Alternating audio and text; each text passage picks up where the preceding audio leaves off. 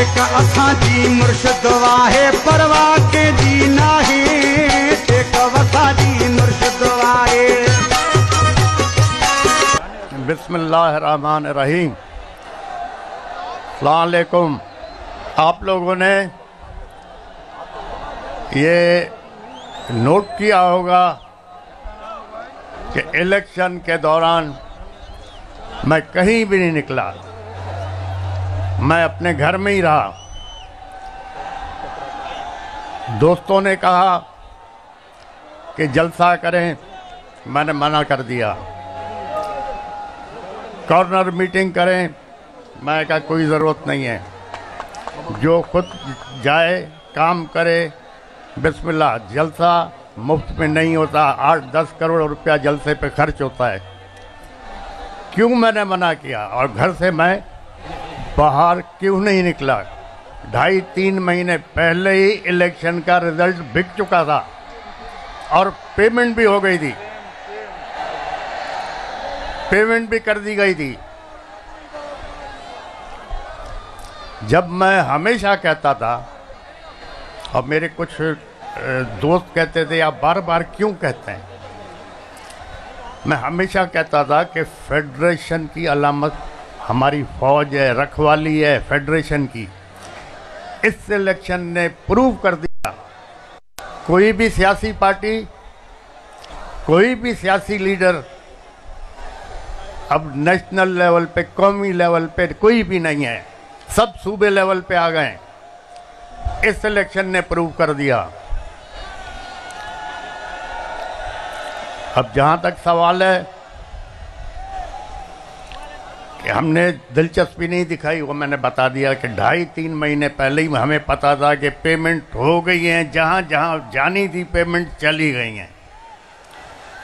बाकी ये हमारा एक आईनी हक है कि हम एहतजाज करें, प्रोटेस्ट करें, लेकिन हमारा प्रोटेस्ट, एहतजाज जो इलेक्शन में डाका डाला गया है उसके खिलाफ है। बाकी फौज हमारी अपनी है, हम सोच भी नहीं सकते जो हमारी फेडरेशन को संभाल रही है उस फौज से हम दूर हो, हम ये सोच भी नहीं सकते हैं। बाकी सियासी इख्तलाफात होते रहते हैं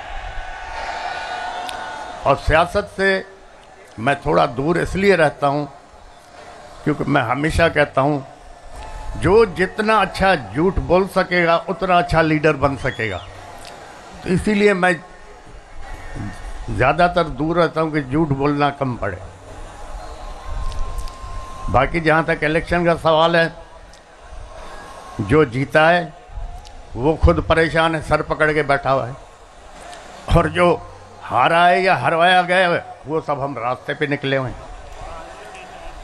तो अब तो ये जो फैसला जो हमारे मुल्क के करते हैं, अब उनको सोचना पड़ेगा कि अब आपके पास कोई भी कौमी पार्टी या कोई भी कौमी लीडर नेशनल लेवल पे नहीं रहा।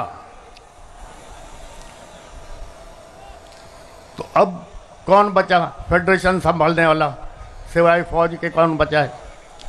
अब फलस्तीन में देखो क्या हशर है, गाजा में देखो क्या हशर है, लोग जूते खा रहे हैं, मर रहे हैं। अगर ये हमारी फौज नहीं हो तो हमारा भी यही हशर होगा। तो हम नहीं चाहते कि हम खुआर हों, खराब हों। ये हमारी फौज है जिसकी वजह से हम इज्जत से भी बैठे हुए हैं, सुकून से बैठे हुए हैं।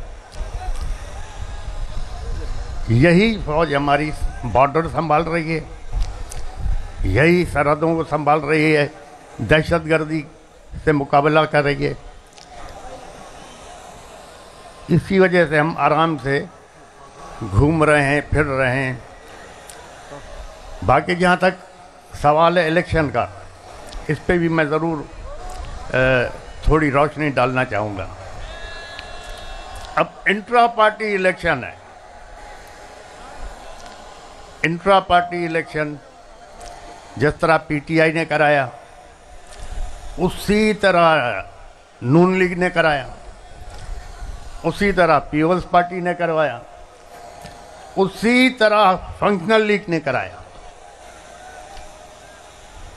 अब उस पीटीआई के इंट्रा पार्टी इलेक्शन की वजह से ये क्या कौन सी है ये नहीं ये भाई इलेक्शन कमीशन, उसने जमीन आसमान एक कर दी।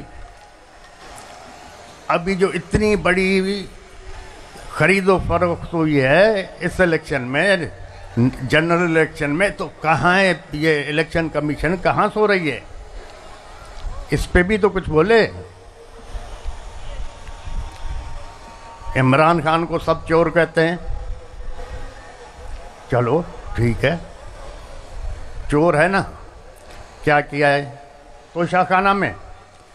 क्या इमरान खान से पहले जो लोग आए थे, प्राइम मिनिस्टर या प्रेसिडेंट, उन लोगों ने कुछ नहीं लिया तोशाखाना से? उन लोगों ने गाड़ियां नहीं ली क्या तोशाखाना से? जबकि कानूनन वो गाड़ियां ले ही नहीं सकते। तो सिर्फ इमरान खान चोर है? मेरी नज़र में इमरान खान चोर नहीं है। मेरी नज़र में हाँ बेवकूफ़ी हो गई होगी, गलती होती है। गलती किससे नहीं होती? गलती तो इंसान से होती है। अगर इमरान खान से गलती नहीं होती तो वो फरिश्ता होता। तो मेरी नज़र में इमरान खान चोर नहीं। अगर इमरान खान चोर है तो फिर हम सभी चोर हैं। इंशाअल्लाह ताला अब ये एक कुदरती निज़ाम है। अगर सैलाब आ रहा है या पानी आ रहा है, आप उसका रास्ता रोकोगे तो फिर दूसरी जगहों को डुबाएगा। अब जो ये 2-2.5 करोड़ नौजवान नए वोट आए, वो एक सैलाब था ना। अब जब उस सैलाब को रोका गया तो उसके नतीजे में क्या हुआ? पाकिस्तान की तारीख में पहली दफ़ा आज़ाद उम्मीदवार मेजॉरिटी में जीत गए। सबको डुबा दिया उन्होंने। ये तो पीटीआई के नौजवानों ने, बच्चों ने, लड़कियों ने, औरतों ने एक कमाल करके दिखा दिया। न उसके पास सिंबल, न किसी को निशान का पता पड़ रहा था, और न फिर कोई सोच रहा था कि आज़ाद उम्मीदवारों को वोट मिलेंगे, लेकिन मिल गए। तो अगर किसी इस मुल्क में अगर आप इंसाफ नहीं दोगे, इज़्ज़त नहीं दोगे, तो लोग फिर इंसाफ के लिए अलग रास्ता निकालेंगे। काफ़ी वक्त पहले अखबार पढ़ रहा था तो उसमें लिखा हुआ था कि जनाब 2 या 3 आदमियों को फांसी की सज़ा हो गई। 8-10 साल केस उनका चलता रहा। 8-10 साल के बाद सुप्रीम कोर्ट ने फैसला किया कि ये बेगुनाह हैं, इनको आज़ाद किया जाए। तो जेलर ने कहा जी आज़ाद कहाँ से करें, 6 महीने पहले फांसी हो चुकी है। अब हमारे पास इंसाफ तो ऐसे चलते हैं। अब सुप्रीम कोर्ट कह रहा है इसको आज़ाद करो, जेलर कहता हमने फांसी दे दी क्योंकि उसको फांसी की सज़ा हुई थी। अपील 10 साल के बाद कोर्ट ने सुनी। तो जहाँ ना इंसाफ होगा, न इज़्ज़त होगी, तो फिर लॉ एंड ऑर्डर तो ज़रूर ख़राब होगा।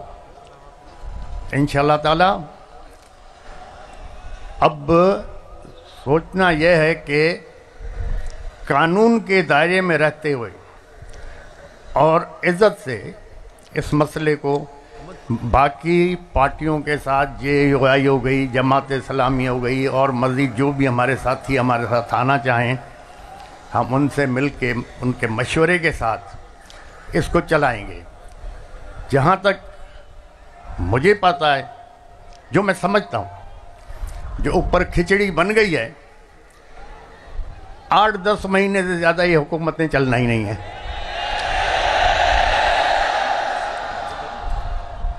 8-10 महीने से ज़्यादा नहीं चलना। अब पिछले जो 20 महीने हुकूमत थी उसमें जो महंगाई आसमान पे गई है, उससे क्या हुआ है? उससे हुआ ये है कि जो मिडिल क्लास थी वो ख़त्म होती जा रही है। अब इस इलेक्शन के बाद आप देखो महंगाई आसमान पे जाएगी। अब जब महंगाई जाएगी तो आपका मिडिल क्लास ख़त्म हो जाएगा, तबाह हो जाएगा। माशरे को अमीर आदमी नहीं चलाता, न गरीब चलाता, माशरे को मिडिल क्लास चलाता है। जब मिडिल क्लास ख़त्म हो गया तो आपका माशरा ख़त्म हो जाएगा। तो खुदा के लिए जो ये देख रहे हैं हालात किस तरफ हमारे जा रहे हैं, इनको सोचना चाहिए। और ये 8-10 महीने से ज़्यादा हुकूमत चलनी भी नहीं है। हो सकता है अब फौज ने सबको आजमा लिया, अब आजमाने के लिए बचा क्या है, हो सकता है इमरजेंसी डिक्लेयर हो जाए या मार्शल लॉ लग जाए। यही जज उसको प्रोटेक्शन देंगे, यही जज जो इधर बैठे हुए हैं, यही जज लीगल कवर देंगे। तो हालात अच्छे नहीं हैं। दूसरा, मेरे दोस्तों ने कहा कि जी हम बाइकआउट करें इलेक्शन। मैंने कहा नहीं, आप बिल्कुल लड़ें। अगर नहीं लड़ते इलेक्शन तो हम कैसे इन लोगों को एक्सपोज करेंगे? अगर कुछ दोस्तों के कहने पे हम बाइकआउट करते तो ये लोग एक्सपोज ही नहीं होते। अब इतने बुरी तरह से एक्सपोज हो गए कि नेशनल और इंटरनेशनल लेवल पे ये बदनाम हो गए। इस इलेक्शन को कौन मानेगा? क्योंकि सारे इलेक्शन फ्रॉड पे थे, रिजल्ट पहले बिके हुए थे। तो इंशाल्लाह देखें, खुदा अच्छा करेगा। खुदा ताला आप लोगों को, इस मुल्क को, हमारी फौज को अपने हिफ्ज़ अमान में रखे और हर आफत, आजमाइश, तकलीफ़, दुश्वारी से पनाह में रखे। हमारे जजों को, हमारी फौज को खुदा रहनुमाई फरमाए कि इस कौम के, इस आवाम के फ़ायदे के लिए सोचें और काम करें। आप लोगों की सबकी मेहरबानी। आप लोग दूर से आए, और दूसरा, ज़्यादा मैं तकरीर कर भी नहीं सकता, तकरीर मुझे आती नहीं। मेहरबानी, खुदा हाफ़िज़।